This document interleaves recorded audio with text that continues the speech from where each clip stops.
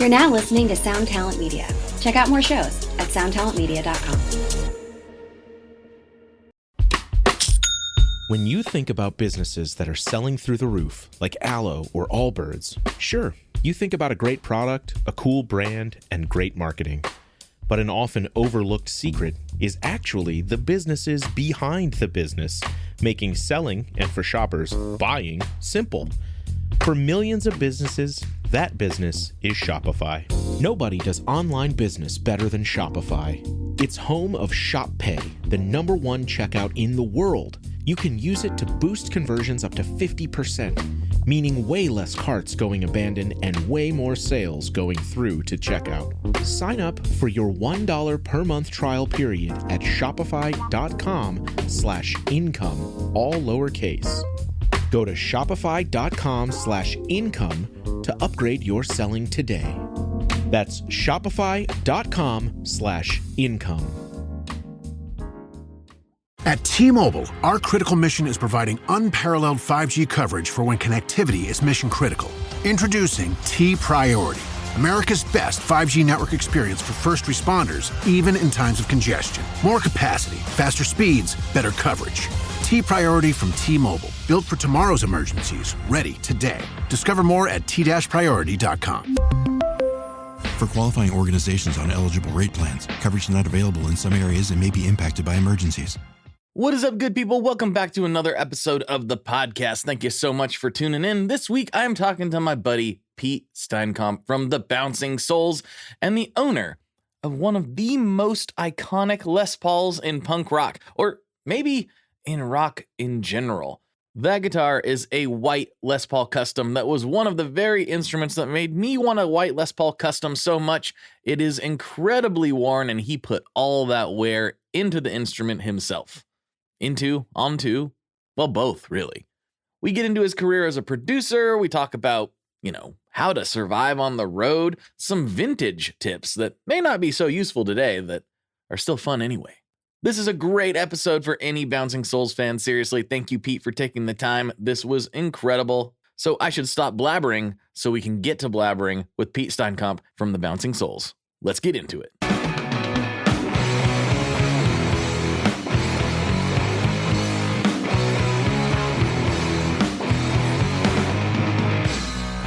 Hello, everyone. Welcome back to another episode of the Tone Mob Podcast, a show about guitar stuff occasionally, sometimes. I'm your host, Blake Weiland, and now I have with me today somebody I've been following for a very long time, Mr.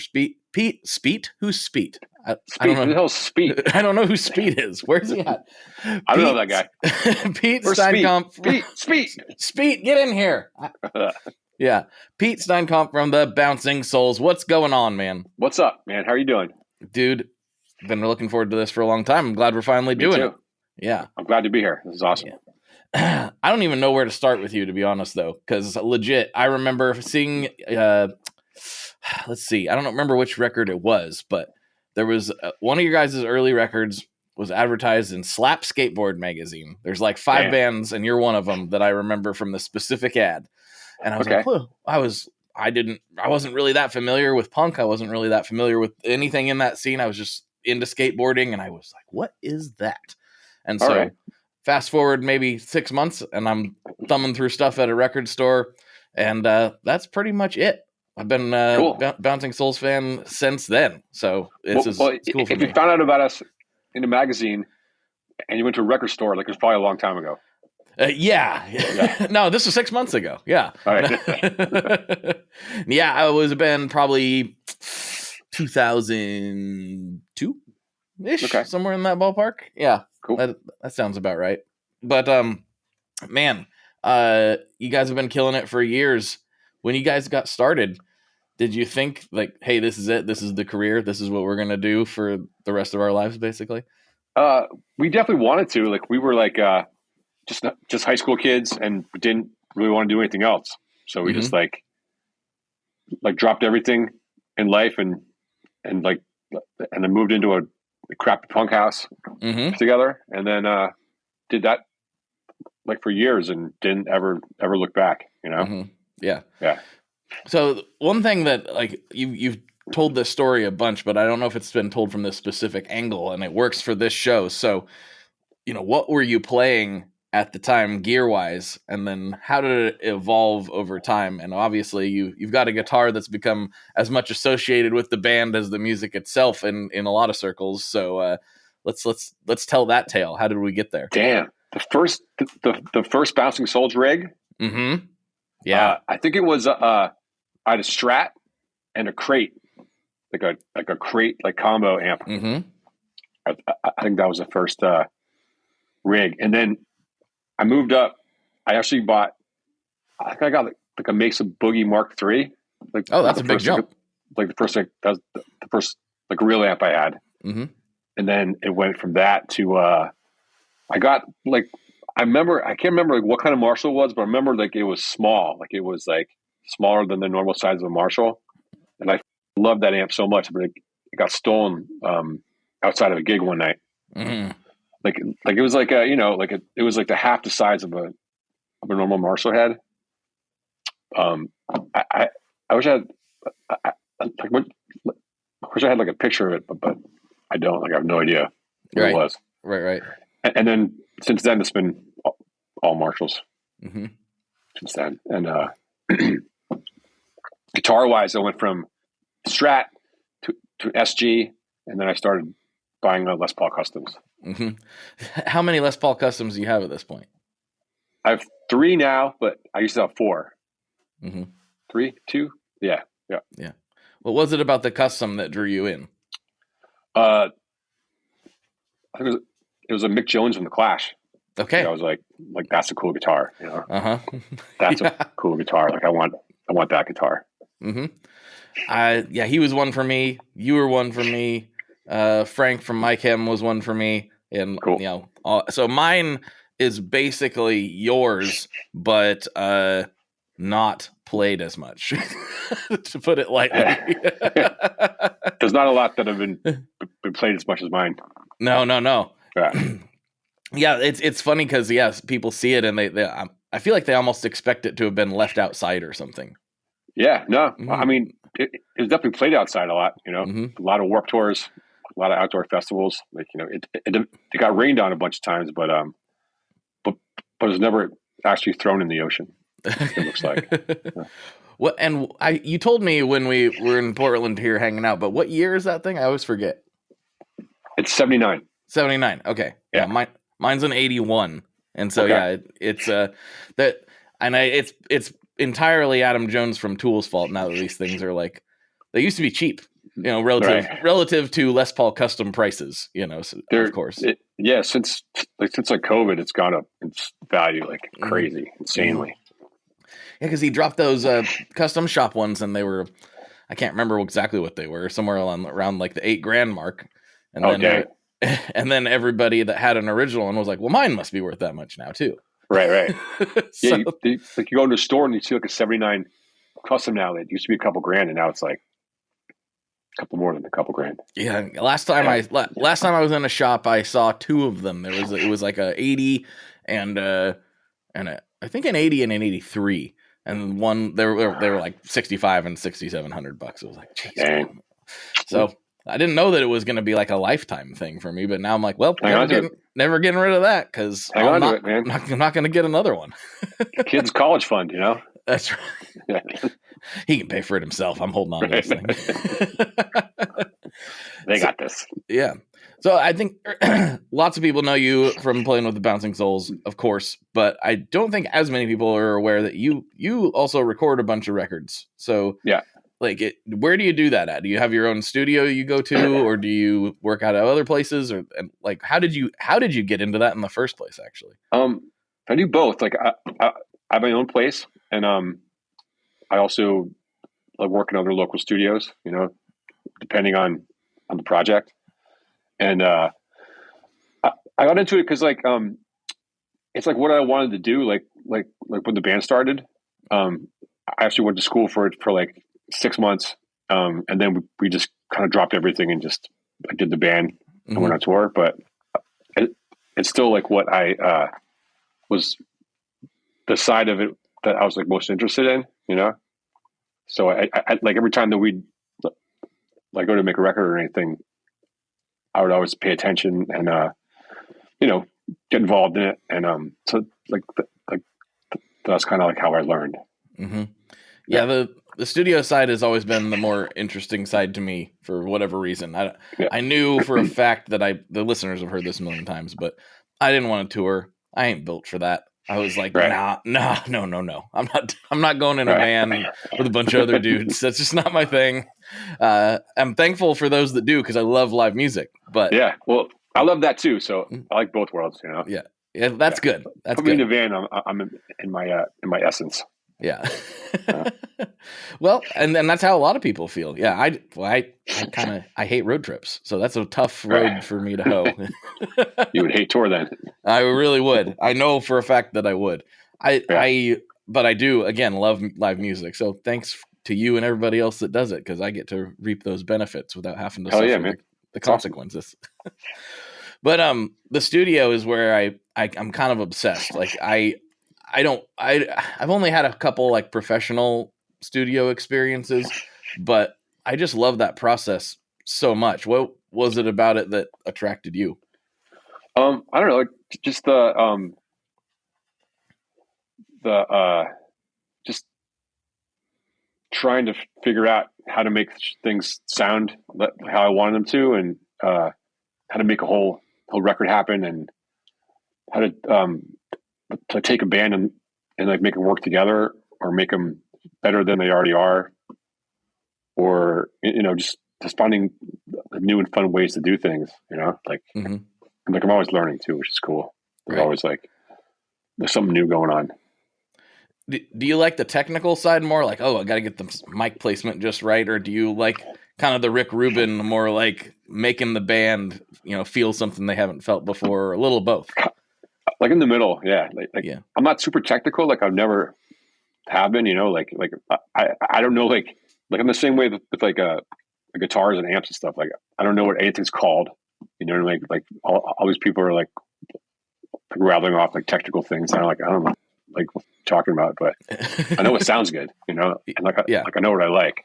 So I was never like a super techie guy at all. Mm-hmm.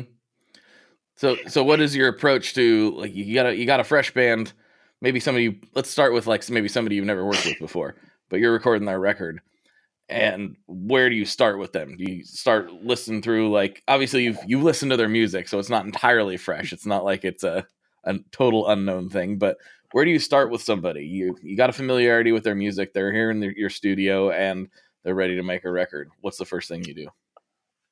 I think the first thing to do is like getting to know them as people, and how they work together, and like their dynamic, Mm-hmm. I think that's kind of like the most important part, to get in that head with them. Mm-hmm. Oh yeah, that makes sense. Because you start trying to send the troops out, but it's like, I don't know how to do that, or I've never done that before, and then they get super uncomfortable right off the jump. So yeah, totally. Is it kind of an interview process, or you just hang out and like drink coffee for a couple hours and catch the vibes? Just like hang out and just like read the room, like that's that's kind of it. Yeah. And then when you, like, especially like these last couple records, there's been so many changes in studio processes over the time that you've been doing it. Have you went to the in the box solutions, or are you still recording things with mics, and or a little of both? What do you think about all that stuff? I think both. You gotta have a hybrid of the two. Mm-hmm. Yeah, for sure. Yeah. Have you messed with like load boxes and stuff, like the Boss, like the tube amp expander, or the Universal Audio stuff, or do you just go, we're going in the box? No. Oh yeah. They're an interesting solution. I use them all the time here because I'm like a tube amp junkie, but I can't deny how far the digital stuff has come. It's so convenient and really does sound great. I use the tube amp expander, the core and the main one. It's so great because it's kind of a have your cake and eat it too situation. Okay. You plug your tube amp in and you get that response. You can have it playing over monitors and out of a speaker cabinet like you're used to. So you can kind of do all of it at the same time with those things. So I've become a big fan of those in the last couple of years. I actually bought a Nano Cortex today. Oh, really? Yeah, for just like, like for live stuff, because we, like the biggest problem for us is like doing like fly-in shows when like we rent gear, and it's just like, and like the amps always totally suck and they sound like, Yeah. so it's the same thing every single time. So, just kind of sucked it up about one of those. Cause then like, I can at least get my sound. Yeah. Just like in a box, just like any festival stage. I can't remember what I think everybody calls their version of it. I think Kempers, I think they call it captures. I'm not super familiar, but do you plan on capturing like your rig and putting it in there? Is that the plan? Yeah, totally. Yeah. Mm-hmm. Yep. And Capture I my guess rig. what does that look like these days? I've seen it. I've heard it, but like, and we ran through it here a couple years ago. But has that changed since then? What are you playing now when you have everything at your disposal? I got like a new Jubilee that I love. Like that's my favorite amp, like in general. And then I've been playing, Gosh amps. Yeah, Those yeah. guys You in Florida, introduced me to him. I have one of his amps, and I use that like as my second amp. So like those two together sound like a badass. Yeah, his amps are great. He's got cool stuff. Yeah, very very cool. And how do you split your signal? Just through I have an old Bradshaw unit that it's like so that's I'm using that for like 20 years. If it ain't broke, don't fix it, right? Yeah, it's great. Like like I can program like all like my pedals into it, stuff. Yeah. And your pedal board is are you somebody that rotates through a lot of things, or do you pretty much keep it the same? No, all I really use is like a boost pedal. Like that kind of varies here and there, and then I have a Memory Man for a delay, and a Dimension C for lower to chorus. Yeah, very nice. That's it. Yeah. Straightforward. Yep. Just keep it simple. Yeah. Keep it simple. Keep it rocking. Keep it going. Yeah, that's cool. Yeah, I'm become deep down the pedal rabbit hole, which is a bit of a problem. I've got way too many and getting more all the time, and it's actually completely changed how I approach music, for better or for worse. I find myself playing the pedals as much as I'm playing the guitar these days, and it's been that way for the last like 4 or 5 years, and I never really thought I would be that person. I thought it would be cool. Like, more straight ahead. I love with pedals in the studio, but live it's like more of just a straightforward, just kind of wall of sound kind of thing, But I have a pretty like a good collection of pedals in the studio. A lot of go-to stuff for like different effects and textures and stuff like that. Yeah. What are some of those? Your go-tos? Well, the Dimension C is one that I love, and Memory Man, like I said, and the new the Bowman sound, the his Klon pedal. Yeah, I love that. I use that like on everything now. Like that's like a little extra added gain. Those are my go-to lately. That's been like my go-to. Yeah, that's my current, and it may change over time. That is my current favorite Klon. Yeah, it's awesome. It's just pedal. Does all the things, and some people don't like it's which is slightly funny to me because then it becomes more of a clean boost. But some people don't like the Klon clipping. I do tend to like that hard clipping sound to it, and I feel like whatever James did, I don't know how he did it because I get technical, but only so technical, right? Yeah, and it just I don't know, it roars. It sounds great. I don't know how it works, but it sounds good to me. It's got little magic elves in there. Yeah, running around. It's got some magic. Those are smart, Yeah, I'm a dumbass. So when you're doing like mixes and everything, are you more of a in the box guy, or do you have a ton of outboard gear at your place, or how do you approach it? It's a combination. It's mostly like in the box, but then I like hit a couple things at the end. Yeah, some compressors or something. Like what do you got there? Yeah. We can get nerdy on this. I have the SSL. It's called a Fusion, which has a bunch of different things that use like the end of the mix chain. and then I have the Serpent Audio bus compressor. Ah, very nice. So it's like those two pieces, you know. Mm-hmm. Just kind of glue everything together, right? Yeah. Mm-hmm. Exactly. Yeah. So one of the things that I like to talk to, this is a shift in gears a little bit, but when somebody's had a career like yours and you've been able to tough it out in the music industry for this long, like what advice do you have for up and coming musicians or engineers, producers, you know, everything that you do? What kind of advice would you give to somebody that was just getting started and wanting to do this? People ask me that now, like all the time, especially younger bands, and it's such a weird thing to answer because it's such a different world now than when we started as a band. Like when we were starting out, like it was hand to hand combat. Like we were on the street, like handing out flyers. Like we were playing every show, you know, every basement, everything. You know, there's no internet. There's no, you know, Facebook or Instagram or TikTok. Like it was, you know, so it's hard to imagine being like in that position now with all the things you have, like all the tools you have to be totally DIY now, you know, like you can do everything all by yourself, which is awesome. You know, it's such a cool thing, but I try to tell people like do as much as you can by yourself until someone comes and notices you, you know, like the days of like banging down like record labels doors and sending your demos out. It's just like, you know, it's antiquated now and seems like you can do it all by yourself and until someone comes to you and offers you something that you can't do yourself. Mm-hmm. I think that's really good advice because a lot of people still, even in this day and age, hearing all the, you know, VH1 behind the music stories and all the horror stories about how a record producer or a record label or a manager, you know, screwed this band or that band, or people still have this like idea that getting signed is the end all be all. And it's really not. I had this conversation in depth yesterday on the podcast with Emily Wolf, and she had a terrible time with a record deal. And basically the label didn't do what they said they were going to do.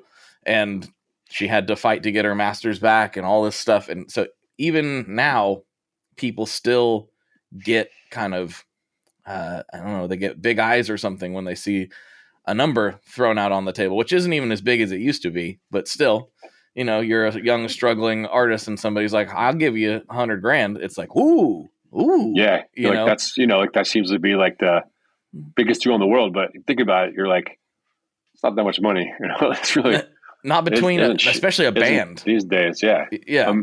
I mean, there's a lot of like really good labels doing a lot of like really good work too. So there are, and that's the thing. I think you got to find your fit and find someone who's like really excited about you, who's going to do the work. Otherwise, what's the point? You know? Hey, Rocky. What's up, Vincent? Did you hear about the latest? Latest what? The latest drop from Maris. It's totally insane. No, tell me more. Maris just released Enzo X. What's that? Enzo X is a supernova expansion from the original Enzo into the highest quality and most flexible studio synthesizer ever created in a pedal format. Whoa! Enzo X combines 5 synth types, 5 drives, 3 reverbs, and 5 modulations. It also includes a full 2.5 second stereo delay, all in one pedal. That sounds hard to use. It's not. The UI is from the same family as the Mercury X and the LVX. It's super easy to dive in and see exactly what you are tweaking in real time. Oh, I see. It's right there on the screen. Yep.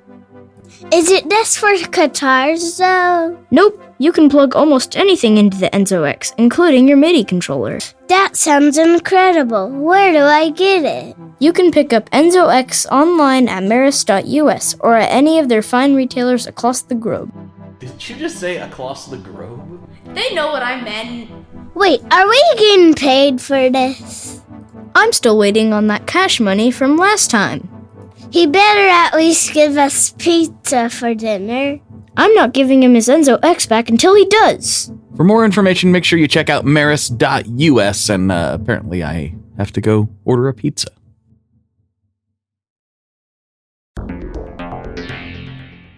How exactly do artists get their music on Spotify, Apple Music, Deezer, Tidal, all these services? How in the world do you get your music there?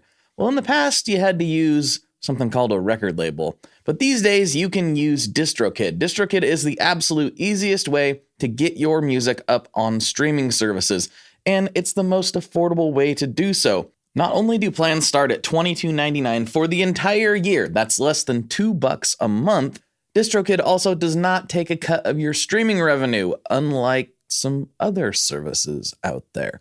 Even better if you sign up by going to tonemob.com/distrokid. That's tonemob.com/distrokid. One more time, that's tonemob.com/distrokid. You'll get 30% off. That's right, 30% off their already extremely reasonable prices. So go to tonemob.com/distrokid and get your music out there. We are brought to you today by Sweetwater, specifically the Gear Exchange. You may have heard about this. This is a place where you can go to buy and sell your used gear. Maybe you got a pedal over there that's just kind of collecting dust. Maybe there's something you've been eyeing from the Sweetwater catalog. Well, right now is a great time to turn that unused gear into something you're actually going to use. Even better, if you sell on the Gear Exchange, you can keep 100% of the sale as long as you choose a Sweetwater gift card as your payout method. That is not too shabby because, let's be honest, most of this buying and selling we do is just to fund new gear purchases, and that is a great way to reach a wide variety of customers and keep 100% in your pocket, or rather on your pedal board. So go check out the Sweetwater Gear Exchange and turn that unused gear into something that's actually going to help you write that next huge riff. I think that's the main takeaway. I think I can come across as like anti-label a little bit, and I'm not. I'm more just like tired of seeing artists get the short end of the stick, and having had contracts presented to me in that are unfavorable, we'll just put it that way, and go just have the wherewithal to be like, no. Like if I had accepted some of those deals, it would have been, I wouldn't even be able to do this the way that I do. It wouldn't work. Absolutely, yeah. Yeah. So I just like to put that out there as much as possible. Like read your contracts, like trust, and try to find people that you really can trust, not people who just are trying to buffalo you with big fancy looking stuff. Cause that's how you end up getting real mad and maybe falling out of it over time. Yeah. Yeah. We were lucky to have been able to work with a lot of like really good people at awesome labels, like over the years. So, I feel like we're very lucky on that end. Yep. And that does exist too. Like that, yeah. Despite my grouchiness, like it's definitely, it's still out there. Like there's a lot of like, and there's some great, like smaller, like independent labels around there too, like all trying to do good stuff for artists. Right. Yeah. And when you find somebody that really wants you to succeed and genuinely wants you to succeed, that's when the magic happens, right? Exactly. Yeah, absolutely. Yeah. So on that same kind of line of thinking, but more in the practical terms. Okay. Some tour hacks. Like there's got to be things that you've learned over time where you're like, oh no, if you get he hit 7-Eleven at this time, the roller dogs are fresh, or like, oh no, if you put your soap in a Ziploc bag, this happens. Like some tour hacks, some things that you've discovered along the way. That's changed over the years with our age and our habits, Sure. Like, from like, 20-year-old scumbags, like just out to just to party and have fun, to like 50-year-old like family guys, that are just like still having a great time and still want to have fun, but a little bit less aggressive about it, Sure. Oh man, over the years there's been so many, from like, dude, like all the way back in the day, like when we were first on tour, there were things like, do you ever hear about the phone dialers? Phone dialers? Back in the 90s? I don't remember these. you could buy a Radio Shack thing that was like, it had like a speaker on it, and it was made to like dial numbers on a phone. Like I know what you're talking about. Yes, I know what you're talking about. Yeah. And we used to like, you could change the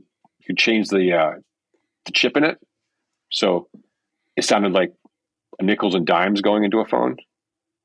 Okay. So we used to have those on tour, and we'd be sitting like at payphones, like booking our tour or getting hotels or finding places to stay, and you just like, and they use that thing like a payphones. It just like it give you free phone calls. That is well. First of all, for all the kids listening, they're like, "What's a payphone?" I showed my kids a payphone.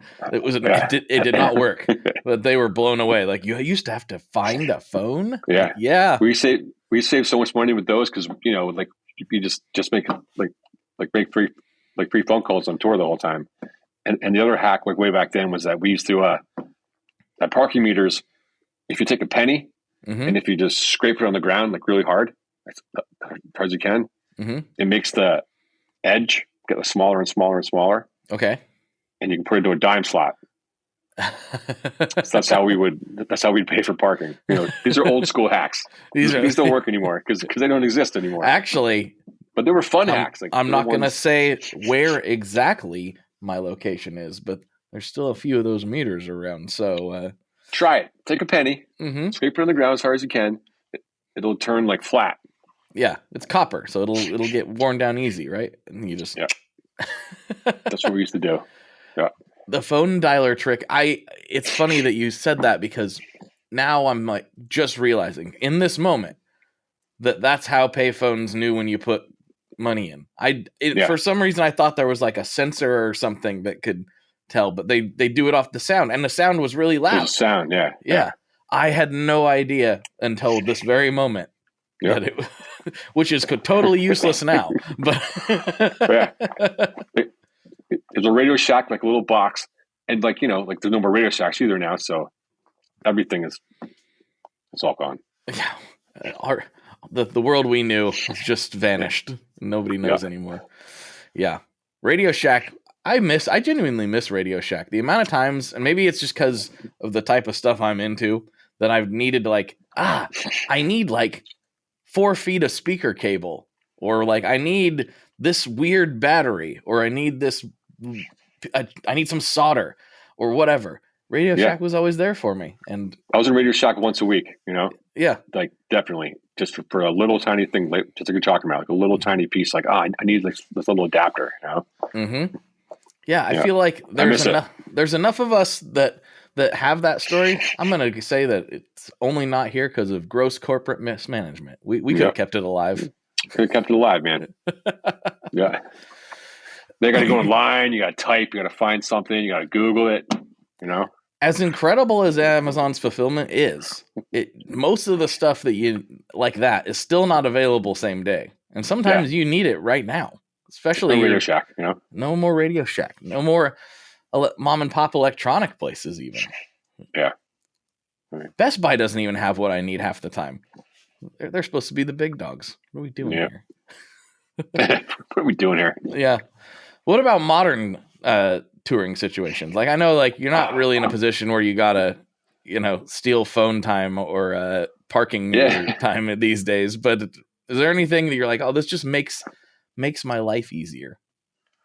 Oh, man, I can't think of anything because, things are, like they're kind of cush now, like we travel around in like a little bus and, like got bunks so we could chill and could take naps and get all the beer we want. It's kind of like you go on tour. It's just like one big vacation. It's like an all-inclusive vacation almost on tour sometimes, Yeah. I can't think of anything because I don't really need to hack anything. Everything's fine. Anymore. Yeah, which is nice, like do something for 35 years and hopefully you can get to the point where you don't have to have any hacks. That's true. Yeah. You do anything long enough and hard enough, you're bound to get to at least some level of comfort in life. You'd hope. You'd hope. You'd hope. Yeah. So I take it when you're saying like, yeah, you're a 50-year-old family man now, like you've got kids. Is that accurate? I'm one kid. Yeah. One kid. Yep. Mm-hmm. And what is that dynamic like when you're like trying to explain, I always find it a little bit weird because I grew up a lot with my dad doing a lot different stuff than what I do. So I'm out here and dad's going to work. He's going to walk in his weird little shed in the backyard and talk to somebody for an hour, where my dad's out there sanding cabinets and which I used to do all that stuff too. But what's that dynamic like for you when you're trying to like talk to your kids about life and be a dad? How are you telling them join a punk rock band and get in a van, or what do you think? No. I mean, he's 6, so he's like, he's not quite like at like that point of life lessons yet, but sure. He knows like that I go and I do what I do and I work hard, and I think I'm a good example. And I want him to do like whatever was going to make him happy, But when he comes to shows and he hangs out, and comes to the studio and stuff, so he's he has a little bit of interest in all that. So we'll see where it goes. I mean, but whatever makes him happy makes me happy. Yeah, totally. It's always interesting to see which parts they gravitate towards. I've got a 9-year-old and an almost 6-year-old, and despite their mother's like, she's trying real hard. She loves country music, and I do too, but she loves it to another level that I'm a little more spread out with my stuff, and the kids are just metalheads. No way, that's awesome. Something deep. It must be like, it's got to be in like my genes somewhere, because I remember the first time I heard distorted guitars, and it obviously completely changed my life. And totally. And for them, Metallica's of Wolf and Man is their favorite song right now. So dang, that's awesome. Yeah, it's pretty cool. But that leads me to when we're talking about young Pete now. Okay. Do you remember a musical like aha moment where you're like, whoa, wait, hold on, what is that? I want to figure that out. Like, I grew up in the typical like Led Zeppelin and Rolling Stones and the Beatles, so yeah, I grew up with like older cousins that were super into music and stuff. So I go to their house and just like go through like the record collections, like it was all about just like listening to records like all the time. I think the Beatles to me, like as a kid, like that's what I got like super into. And then after that kind of like younger, like rock and roll phase, like it was fully metal, like for a couple of years, like middle school, dirtbag, like metalhead. Yep. Total dirt ass, old scumbag. And then like that turned into like, then like the 80s happened and I was super into like some like 80s pop stuff, and like that kind of stuff kind of happening. But I always liked all of it, and then we all kind of discovered punk rock, and that's where everything just kind of clicked. And like, then like we started bands in high school together, and they were always like kind of punk bands. Mm-hmm. Yeah. And you mentioned the Clash earlier, but what were some of those first bands that in the punk genre that really clicked for you? Like the Ramones, the Clash, Gang of Four was one always like back then. I think we were always like super into the Descendants.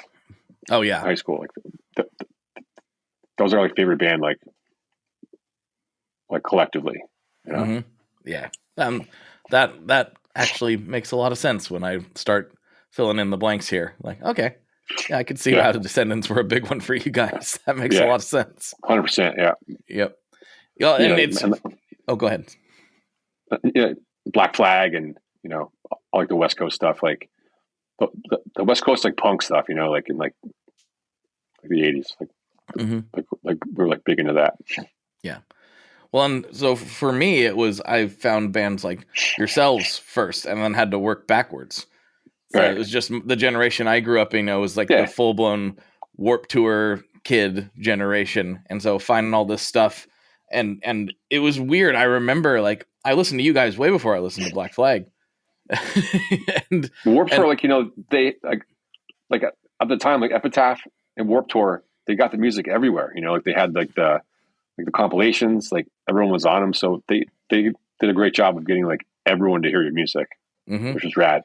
And then, like, you heard this, and then like that led to that, and like that led to that, and then it expanded your whole like the stuff that you were into. It was an amazing time, because for me it was this moment of realizing, like, oh, I think I could actually do that. I grew up, listening to country and listening to these crooners that I'm like, I could never sound like those guys. I'm never going to sound like Waylon Jennings. He's just got that voice. That's not something I can do. And then finding punk was this eye-opening moment for me. It was like, actually, this is cool, and I think I can do it. That's a big turning point for a lot of people. But I think Epitaph was really important in that spread at that time. I'm not unique in this. There are thousands, maybe even millions of kids at that time that were getting exposed to this stuff. And I think we got most of our like core group of fans like came from this Punkorama CDs. Oh man, that takes me back like immediately. Yeah. I remember those so well, and being excited when they were going to come out, because that's everybody had them. What's how you discovered new bands. You didn't know. There wasn't the internet to Google things. I mean, the internet kind of existed, but it barely worked for most of us if we had access to it. So it was still kind of a weird, magical time of discovery that was unique, because you were still reading about stuff in magazines. You were still going to record stores. You were still doing that, but information was a little more widely available than what it was in the 90s and prior. Those 2000s times were really this weird in between as far as spread of information goes. It's kind of I grew up with a lot of working with a lot of guys in the like more blue collar trades area, and so I worked with a lot of Gen X guys, and they were confused about my generation, because they were always like, "You don't know what a payphone is. You've never been without a cell phone. You never, like all that." I'm like, "No, I grew up. I had a rotary phone. Like I looked stuff up in the yellow pages. Like I'd leave just like you, and nobody would know where I went." You're not that young. It's like, I was like 22 and telling these 50-year-olds this, and they were like, "What? I thought you were a millennial. Don't you guys all work in coffee shops and have man buns and stuff?" So just a different time. Yeah, for sure. Yeah. Those things, like those Punkораmas, like went a long way for us. Like everyone. But like I said, like I think such a big percentage of our fan base came from those Warped Tours.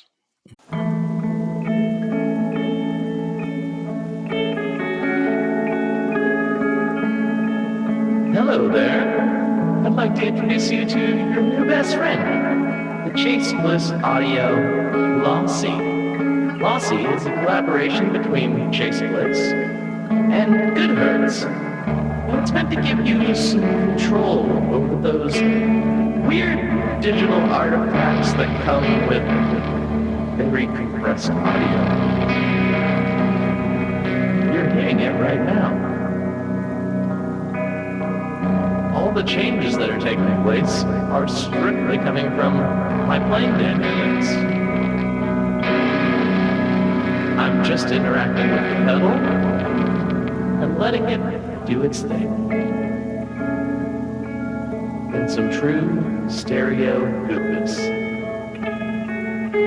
If you'd like some more details about Lossy, I'd invite you to head over to chaseblissaudio.com. I think you're going to like what you find.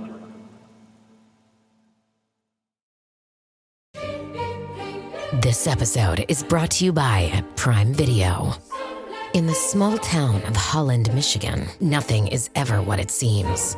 Behind the tulip festivals and pretty houses lay dark secrets that threaten to tear a marriage apart. Nicole Kidman stars in this darkly twisted thriller about a wife and mother whose quest to uncover her husband's secrets may get her more than she bargained for. Holland, streaming on Prime Video March 27th.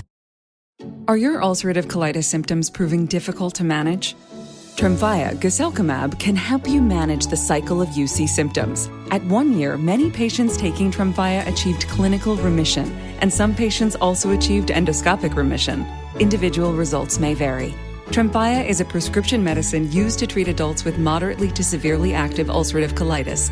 Serious allergic reactions and increased risk of infections may occur. Before treatment, your doctor should check you for infections and TB. Tell your doctor if you have an infection, flu-like symptoms, or if you need a vaccine. Ask your doctor if Tremfya can help you manage the cycle of UC symptoms. Call 1-800-526-7736 to learn more, or visit tremfyaradio.com.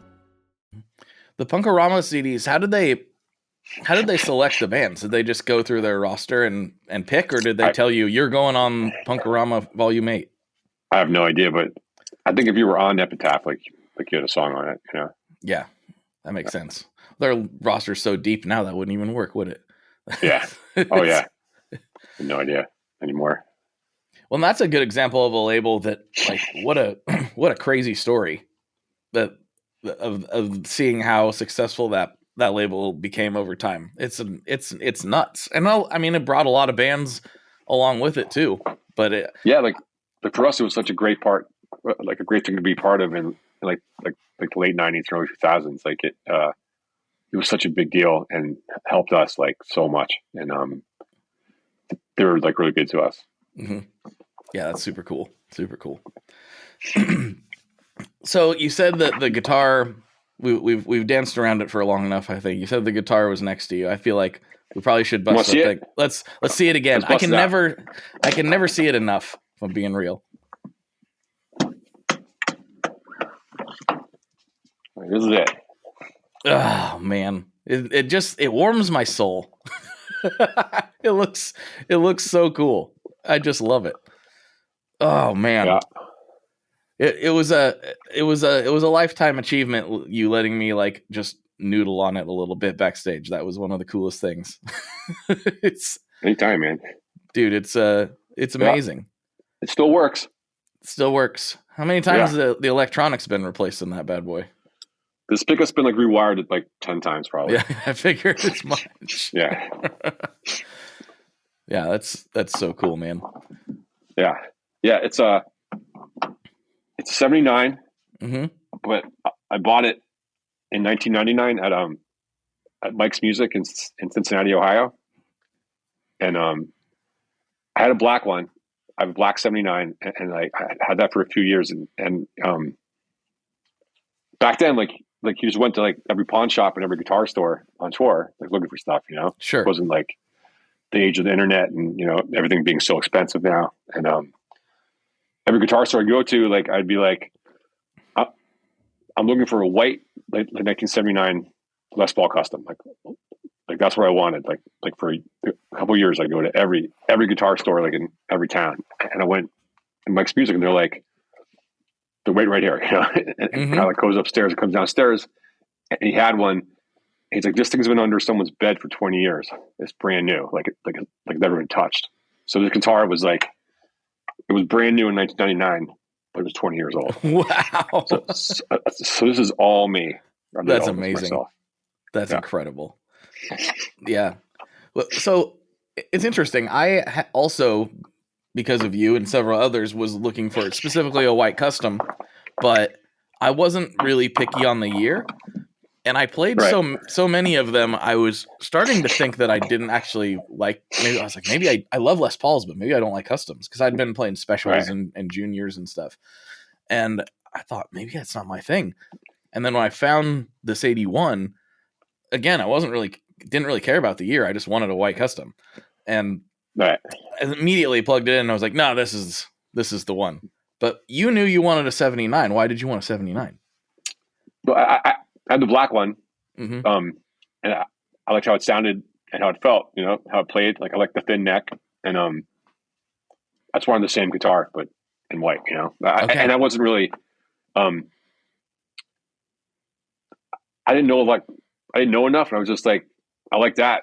I want this. You know what I mean? Like I like this. I want one just in a different color. Yeah. Okay. So it was less about. White's cool. Yeah, it was less about the year than it was like I have one that I like, so let's get one that's the same. Yep. And I assume based on appearances that you ended up playing the white one more. Is that accurate? Oh yeah, like that one. Like as soon as I got it, like it's been like my main guitar ever since. So it's been like 26 years. Wow. Yeah, that's incredible. Because so the black one, it's just the backup. Is that what ended up happening? You just pretty beat up too. I have the black one here. I want to see that too. Yeah, let's look at it. Let's do it. Yeah, absolutely.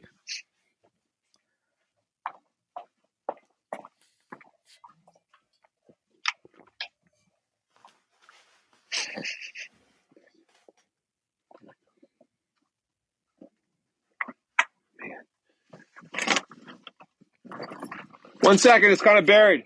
No worries. I love that I can still talk to you while you're over there. All right.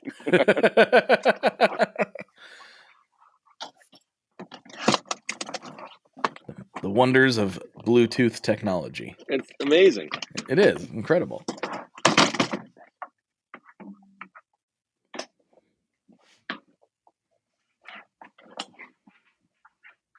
All right. Okay, here we go. I'm such a nerd. I get like really excited about this kind of stuff. Me too. I love guitars so much. Like it's a piece of wood with some wire on it. My heart shouldn't start beating like this. It should though. This is the black one. Oh, it's so good. This thing's awesome too. I love this guitar. This one I did a lot with too. Like I recorded a lot of records with this, like back in the 90s. Got my it looks so good. The Pete back there. Beat up. This one has a weird thing where like if it's super hot in the club, it turns green. Oh, really? Seen that before?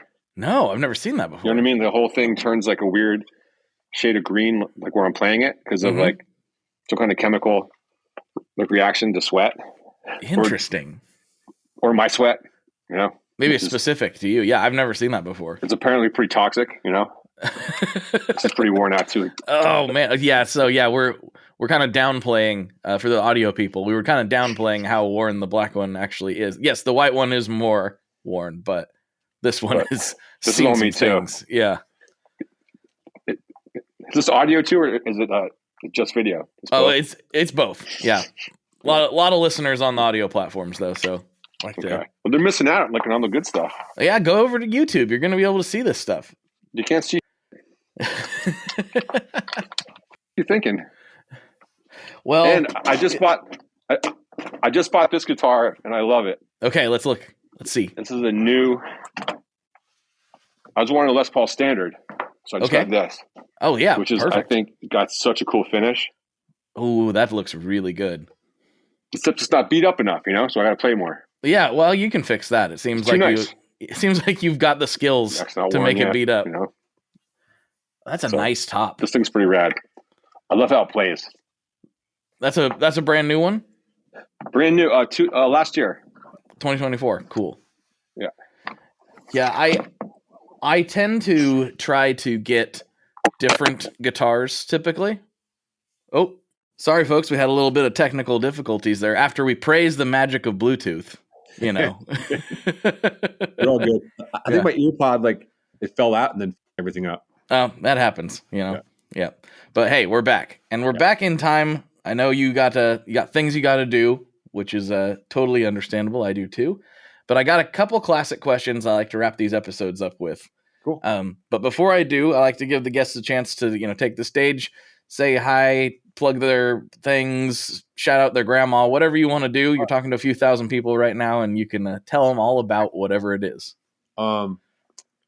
What's up? This is Pete from Bouncing Souls. Trying to think what to shout out. Oh, we have a new song coming out. Oh, sweet. Nice. The new single. I think it's gonna be called Unity. it'll be out, I think, for our tour in April, and we're going on tour this year in April and May, and then some in the fall. Mm-hmm. Lots of cool stuff coming up to come check out the show, hang out. Yeah, I saw you. There's a Portland date, so I'm hoping to see it. Come see my guitar. Yes. Live in person. Nice. All right, final questions. Here we go. First one, and I think I know the answer to this one based on previous conversation. First one, what is your favorite Boss pedal? Favorite Boss pedal?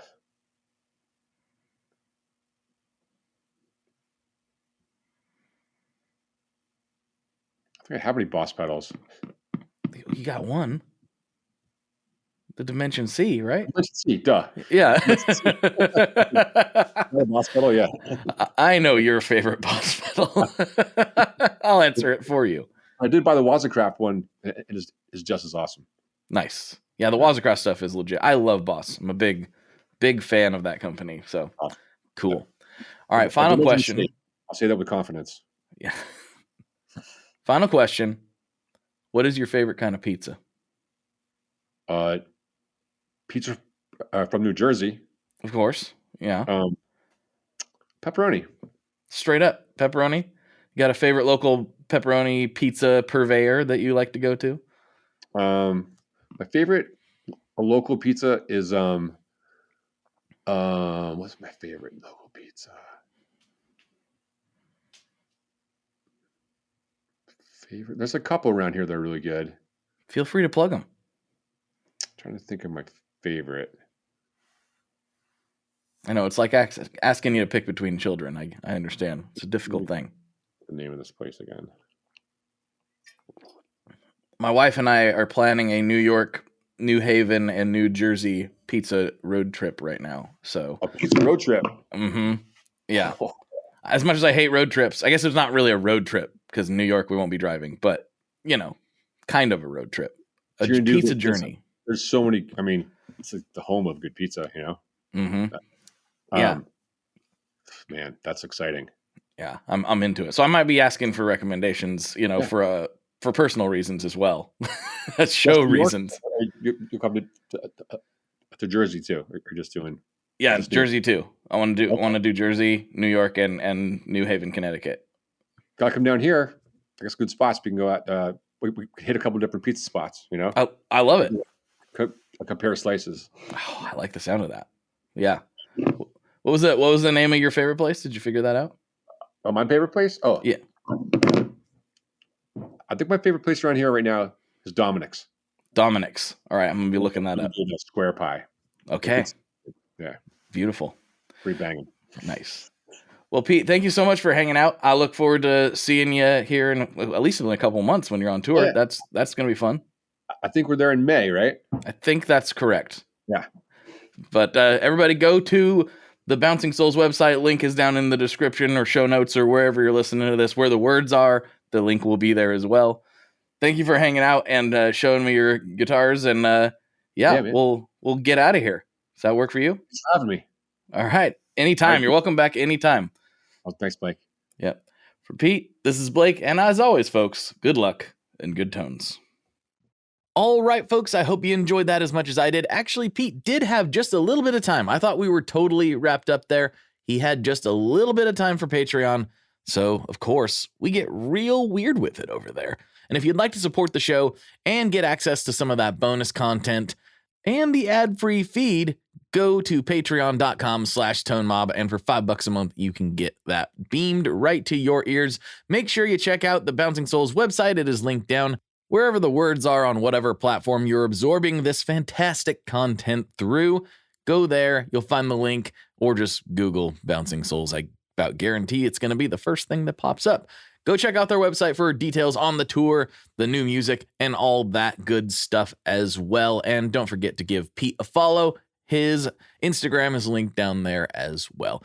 Thank you all so much. I appreciate you. Thanks again to Pete. Thanks again to Bouncing Souls for all the music. Thanks to everyone for everything that has done anything cool. That's a terrible way to wrap this up, but I did it. So there you go. See ya. Talk to you on the internet very soon.